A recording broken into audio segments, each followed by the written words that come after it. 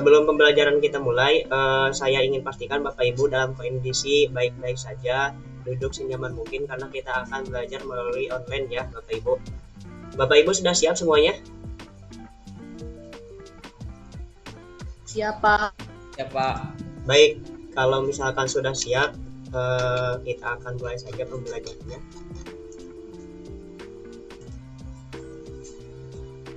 Bismillahirrahmanirrahim. Assalamualaikum warahmatullahi taala wabarakatuh.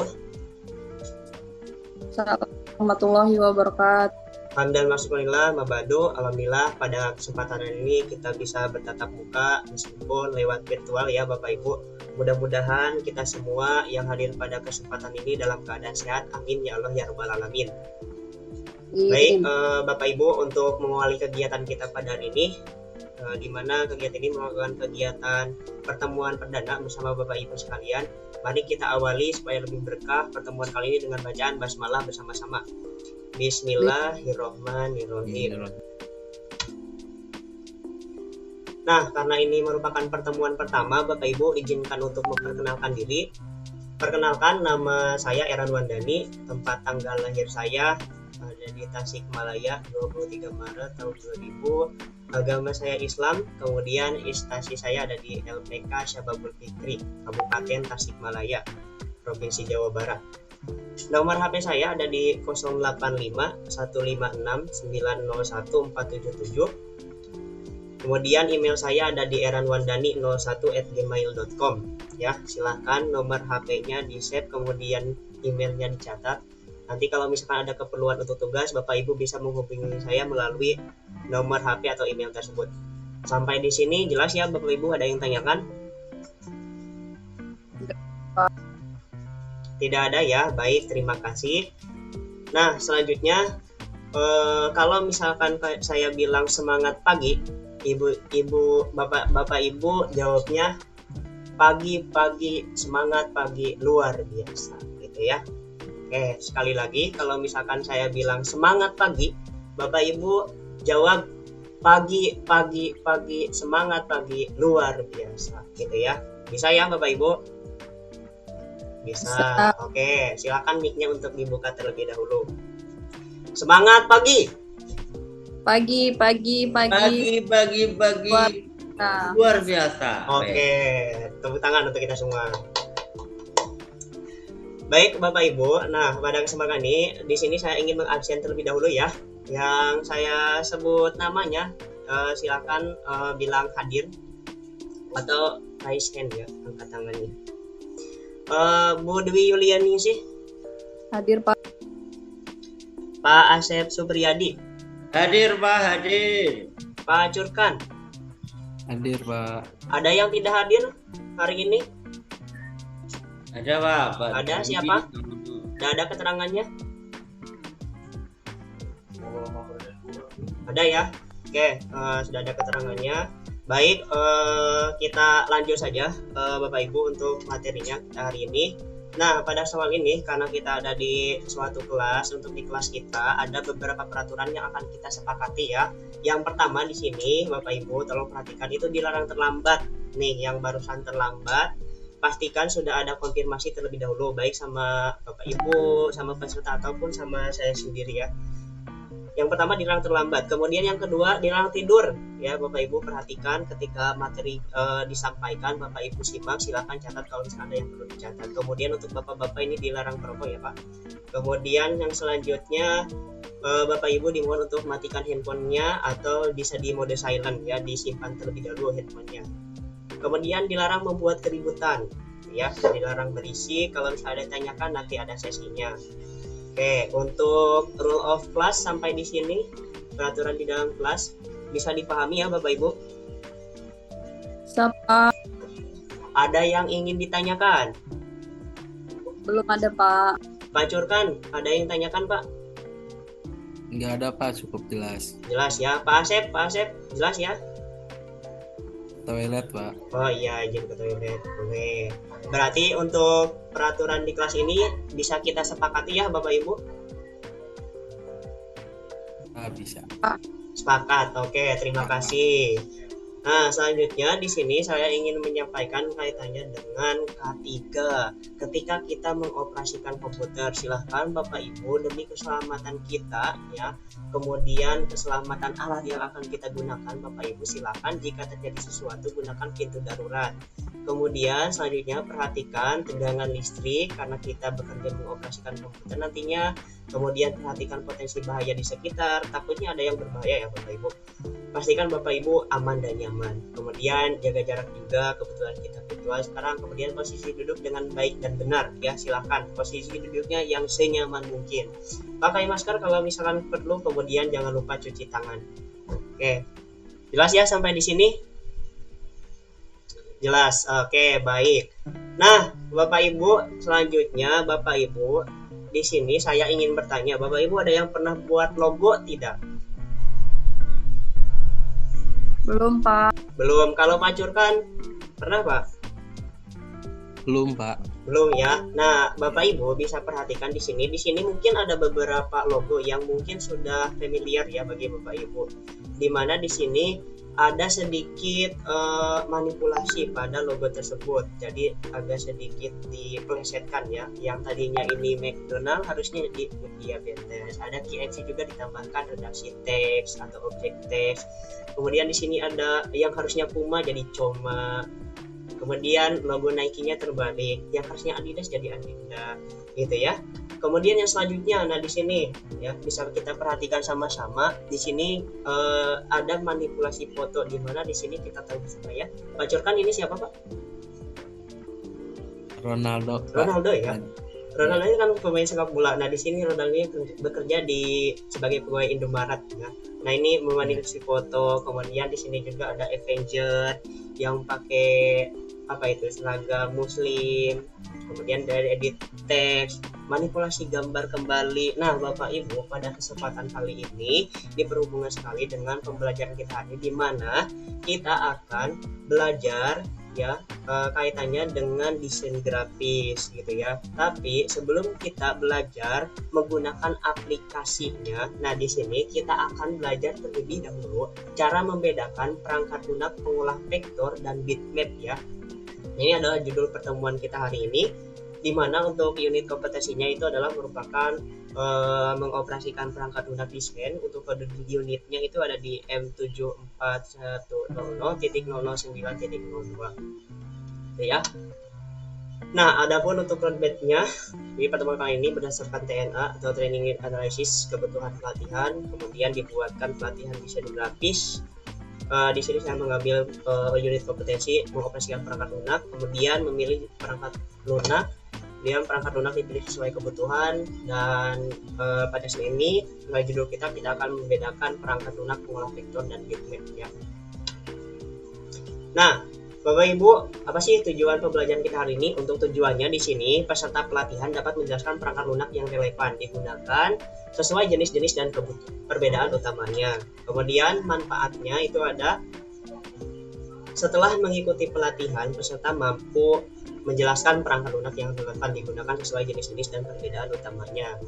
Oke, sampai di sini Bapak Ibu kita akan mengenal pengertian dari vektor dan bitmap. Nah mungkin tadi ada beberapa gambar yang saya sudah tampilkan di depan, ada logo, kemudian ada gambar ya yang sudah kita manipulasi. Nah sebetulnya pengertian vektor dan bitmap itu seperti apa? Di sini ada yang tahu tidak pengertian vektor itu apa?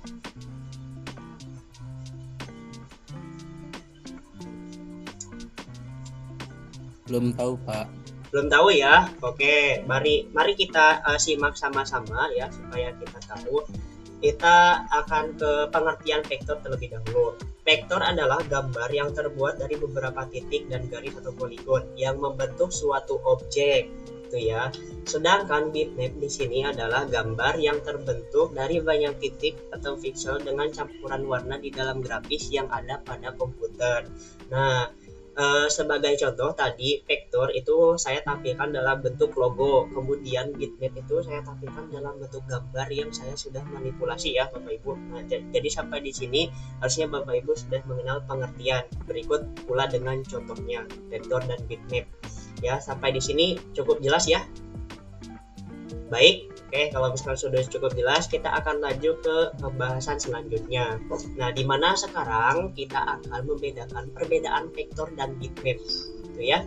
Nah, yang akan kita bedakan di sini, Bapak Ibu bisa perhatikan ada gambar berupa vektor, kemudian ada gambar berupa bitmap. Nah, kita akan mengenal perbedaan vektor dan bitmap ini berdasarkan susunannya terlebih dahulu. Nah, kalau misalkan vektor, Bapak Ibu susunannya itu seperti apa? Ada yang tahu? Atau bisa bantu saya jawab? Belum tahu, Pak. Oke, mungkin Bu Dwi tahu?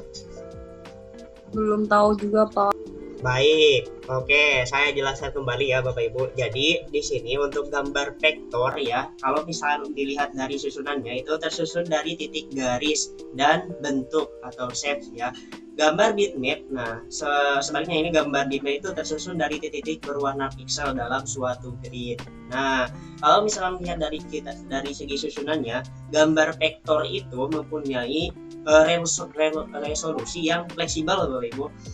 Sehingga apabila gambar vektor itu diperbesar untuk kesekian kalinya Bapak zoom tuh ya, dari ukuran awal kualitas gambarnya itu tidak akan pecah tuh ya. Sebaliknya untuk bitmap, ketika Bapak Ibu memperbesar gambarnya itu beberapa kali Bapak Ibu zoom itu dari ukuran awal, maka gambarnya itu akan pecah Bapak Ibu ya. Nah, mungkin itu adalah perbedaan vektor dan bitmap kalau misalnya lihat dari segi susunannya. Kemudian yang selanjutnya kita akan membahas kaitannya dengan perbedaan vektor dan bitmap melalui size-nya atau ukurannya ya. Nah, untuk vektor sendiri itu ukuran filenya relatif kecil. Kemudian sebaliknya untuk untuk bitmap itu ukuran filenya itu relatif besar Bapak Ibu ya.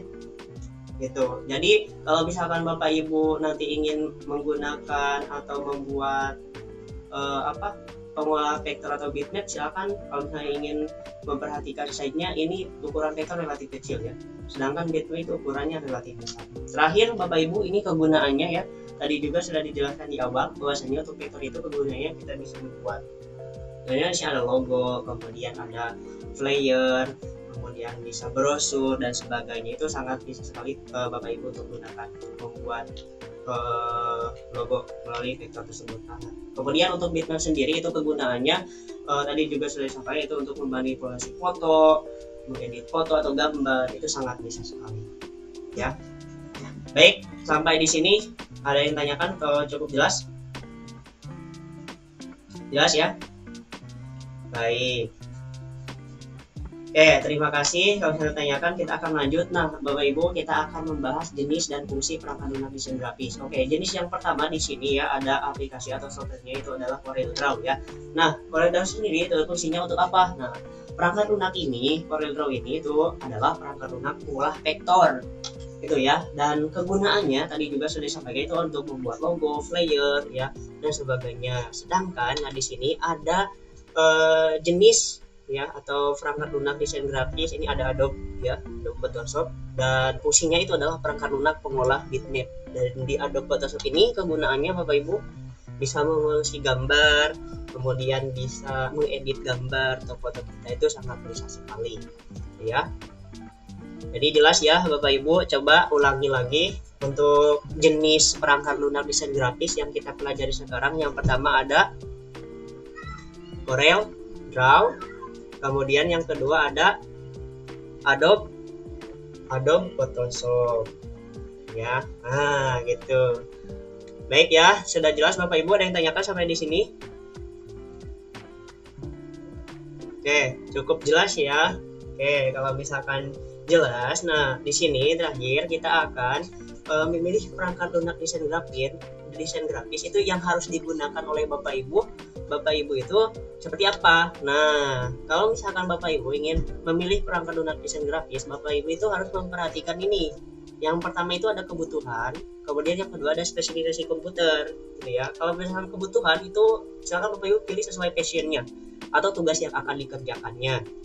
Gitu ya. Kalau misalkan Bapak Ibu mau membuat logo, ya udah pilih tadi CorelDRAW.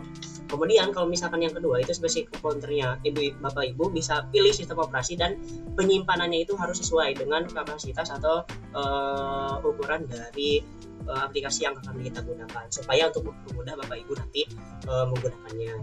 Oke. Baik Bapak Ibu, untuk kesimpulannya di sini vektor dan bitmap itu memiliki fungsi dan kegunaan masing-masing tergantung dengan kebutuhan dari sebuah desain grafis ya. Itu sebagai kesimpulannya. Nah, sampai di sini kita akan melakukan aplikasi ya. Yang tahu jawabannya silakan Bapak Ibu angkat tangannya. Atau silakan langsung jawab. Yang pertama, sebutkan salah satu perangkat lunak untuk mendesain vektor. Corel Draw, Pak. Corel Draw ya. Corel Draw. Pak Curkan, terima kasih atas jawabannya. Bagaimana Bu Dwi? Apakah benar jawaban dari Pak Curkan? Benar, Pak. Oke, ya jawabannya benar sekali. Jadi Corel Draw itu adalah perangkat lunak pengolah vektor. Soal nomor 2, apa fungsi perangkat lunak Adobe Photoshop? Silahkan yang bisa. Ya Pak Asep. Ya untuk mengedit foto Pak. Oke, ya. Betul sekali jawabannya, yaitu mengedit bitmap dan foto. Terima kasih Bapak Ibu yang sudah menjawab. Nah, untuk selanjutnya Bapak Ibu, kita akan melaksanakan evaluasi pembelajaran. Untuk soalnya saya share ya berupa PG 2 soal. Bapak Ibu silakan jawab sesuai dengan kemampuannya masing-masing. Jangan mencontek ya. Kalau sudah nanti bisa dikumpulkan kembali untuk soalnya. Untuk waktu evaluasi pembelajaran 2 menit waktunya dimulai dari sekarang. Mangga silakan dikerjakan.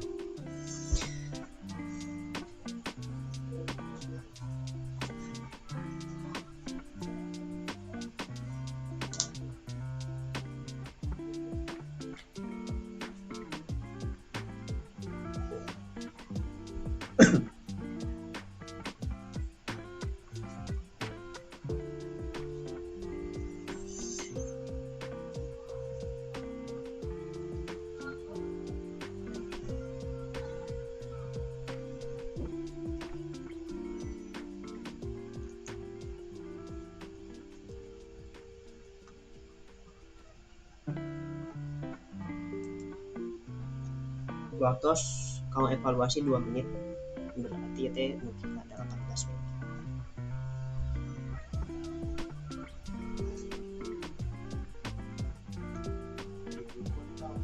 Sorry.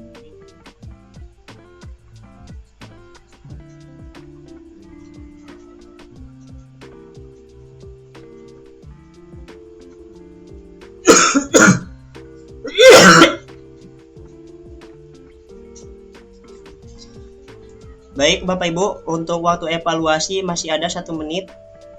Ya, silakan untuk dikerjakan. Yang belum silakan kerjakan.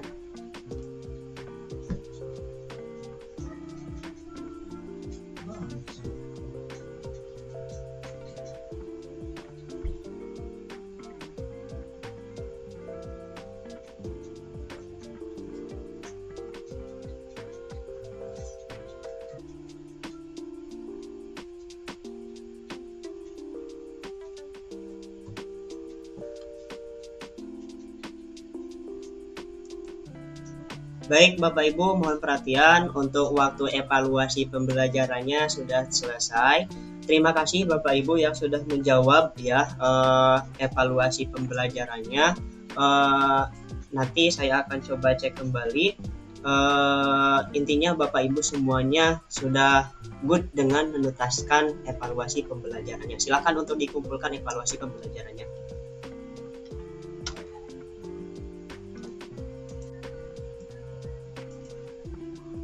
Baik, Bapak Ibu, terakhir di sini ada tugas tambahan bagi Bapak Ibu untuk ya memperluas pengetahuan Bapak Ibu kaitannya dengan pembelajaran kita hari ini. Silakan untuk disimak. Yang pertama, buatlah rangkuman dari berbagai sumber mengenai perangkat lunak yang dapat digunakan untuk desain grafis. Meliputi tentang Corel Draw, kemudian Photoshop ya. Kemudian tugas dibuat dalam soft copy, dikirim ke email eranhuandani01@gmail.com. Kemudian Bapak Ibu silakan kumpulkan pada hari Sabtu ya. Ini mohon maaf belum saya sempat edit. Jadi untuk dikumpulkannya Bapak Ibu kita sepakati saja itu tanggal 27 Juni ya. Berarti hari sekarang. Pukul berapa? Terakhir pukul 21.00 waktu Indonesia Barat. Sudah jelas ya untuk tugas tambahannya? Jelas. Baik, kalau misalnya sudah jelas, Bapak Ibu, terima kasih atas partisipasinya, terima kasih atas pertemuan kali ini. Mudah-mudahan kita semua sehat ya, sehingga bisa bertemu di lain kesempatan di pertemuan selanjutnya. Bapak Ibu silahkan untuk, kalau misalnya sudah selesai ya, untuk bisa menonaktifkan lagi, merapikan kembali meja pembelajarannya, alat yang kita gunakannya ya, supaya sehat dan selamat, baik bapaknya maupun alat yang digunakannya. Terima kasih dari saya disebutkan. Wabillahi taufiq hidayah. Assalamualaikum warahmatullahi taala wabarakatuh. Waalaikumsalam warahmatullahi wabarakatuh.